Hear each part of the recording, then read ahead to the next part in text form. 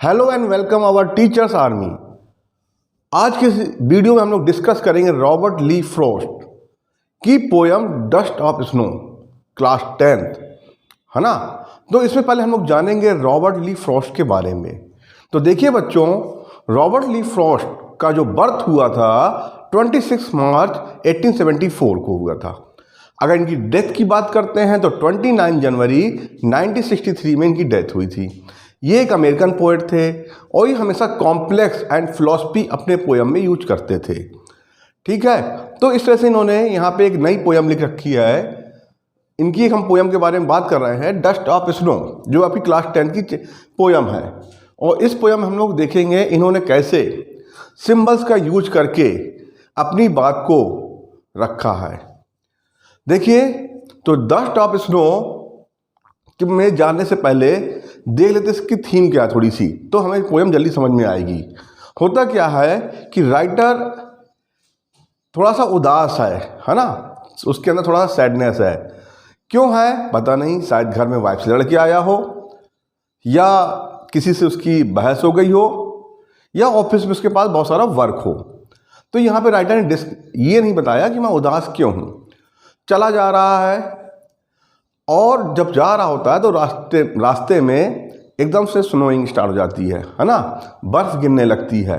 अब आप कहो सर ये बर्फ़ कहाँ से आ गई, हम तो इंडिया में रहते हैं, इंडिया में तो कभी बर्फ़ गिरती ही नहीं है। तो बेटा, ये जहाँ के पोएट हैं वहाँ पर स्नोइंग होती है, वहाँ पे बर्फ़ गिरती है ना। तो वहाँ के हमें एटमॉस्फेयर को, वहाँ के हमें कल्चर को लेके चलना है इस पोयम में। इस पोयम में क्या, सारे पोयम में ऐसा ही होता है। ठीक है, कि जो पोएट जहाँ पर रहता है उसी के अकॉर्डिंग वो आदमी या पोएट उसके बारे में बताता है।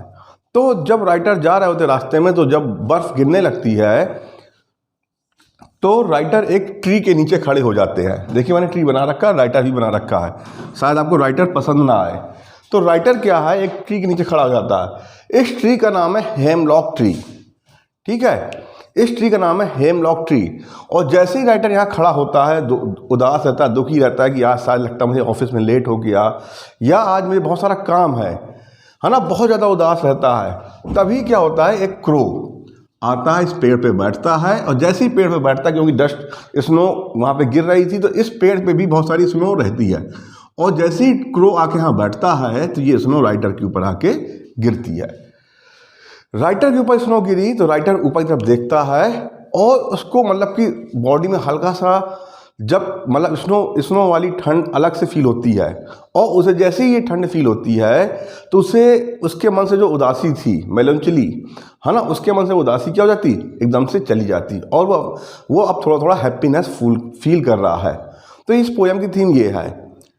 अब यहाँ पे राइटर हमको बताना क्या चाहता है कि हमारे ऊपर बर्फ़ गिरी, मैं दुखी था, खुश हो गया। तो इसमें राइटर बताना क्या चाहता है, देखिए यार, देखिए बच्चों, तो पहले पोयम को पढ़ लेते हैं फिर समझते हैं। द वे आ क्रो, मतलब रास्ते में, the way a crow shook down on me, मतलब क्या रास्ते में क्या हुआ कि मेरे रास्ते में एक कौवा था, shook down on me the dust of snow, है ना। मैं रास्ते में था और मैं जैसे ही पेड़ के नीचे खड़ा हुआ, यहाँ पे पेड़ को नहीं बताया गया, फ्रॉम अ हेमलॉक ट्री, है ना। जैसे ही मैं पेड़ के नीचे खड़ा हुआ, हेमलॉक ट्री के नीचे, एक कौवा आया, क्रो आया, उसने क्या किया, ट्री में बैठा और उसकी जो डस्ट थी स्नो की वो उसके ऊपर आके गिरी, राइटर के ऊपर। हैज़ गिवन माई हार्ट, है ना, अ चेंज ऑफ मूड, और जैसे ही स्नो गिरी मेरा क्या हो गया, मेरा मूड चेंज हो गया।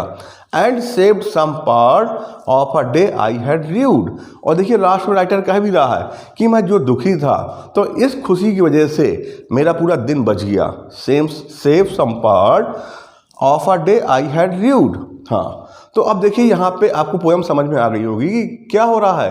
राइटर चला जा रहा है, स्नोइंग होने लगती है, बर्फ़ गिरने लगती है, वो एक पेड़ के नीचे खड़ा होता है, कौवा आता है एक, और कौवा जैसे ही आता है तो पेड़ में जो डस्ट होती है स्नो की, वो क्या है, राइटर के ऊपर गिरती। राइटर उस दिन थोड़ा उदास था, और जैसे ही उदास था उसके ऊपर बर्फ़ गिरती है, उसके मन में खुशियाँ आ जाती हैं।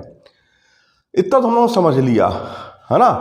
अब हम समझते हैं कि राइटर इसमें कहना क्या चाहता है। मैंने आपको बताया ना कि राइटर अपनी पोयम में, जो पोएट है अपनी पोयम में क्या करता है, पोएट अपनी पोयम में फिलॉसफी का यूज करता है और कॉम्प्लेक्स बनाता है। कौन, रॉबर्ट ली फ्रॉस्ट। तो चलिए देखते हैं क्या कॉम्प्लेक्स बनाया इसने, क्या फिलॉसफी डाली।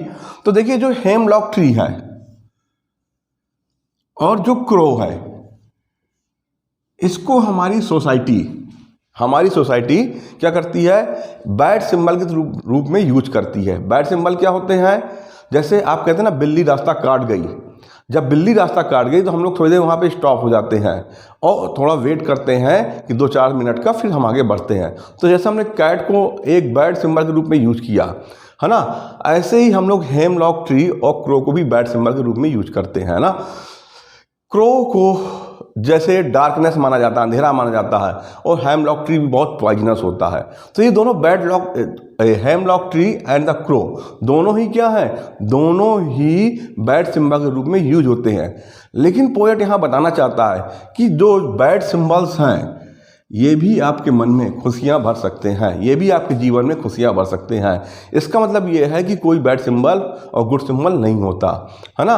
देखिए, खुद देखिए, हेमलॉक ट्री जिसके नीचे खड़ा था, राइटर को और ज़्यादा दुखी हो जाना चाहिए था, पोएट को और ज़्यादा दुखी हो जाना चाहिए था, है ना।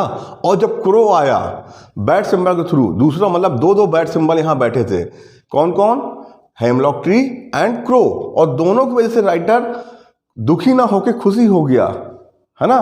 तो यहाँ पे राइटर ये बताना चाहता है कि कोई भी बैड और गुड सिंबल्स नहीं होते हैं, और हम ही लोग उसको बैड और गुड सिंबल्स मान लेते हैं।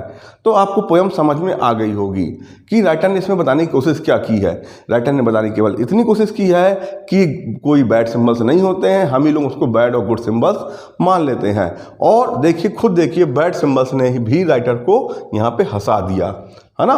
अब देखिए, इसमें एक चीज़ और देखते हैं, जब पोयम लिखी है तो इसमें एक चीज़ और देख लेते हैं, राइम स्कीम, जो आपके पेपर्स में पूछी भी बहुत जाती है, चाहे वो CBSE हो, चाहे यूपी बोर्ड, चाहे अदर बोर्ड हो।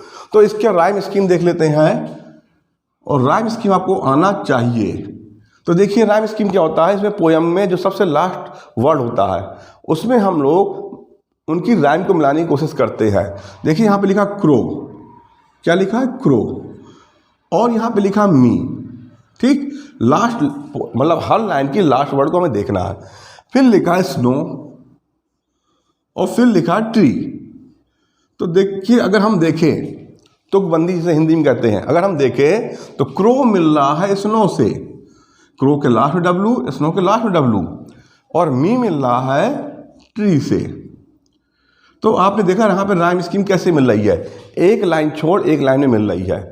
तो जो जैसा मिल रहा है, जैसे ये क्रो है, इसको हम लिखेंगे A, स्नो को भी हम लिखेंगे A, क्योंकि दोनों एक सेम है, ठीक है, A। इसके बाद मी को लिखेंगे B, ट्री को भी लिखेंगे B, ठीक। ऐसे देखिए, हार्ट एंड पॉट, इसमें भी क्या लास्ट में TT है, तो C, mood, rude, D and D। अब आप देखिए, तो हमारा राइम स्कीम क्या तैयार हुआ, तो हमारा राइम स्कीम तैयार हुआ AB,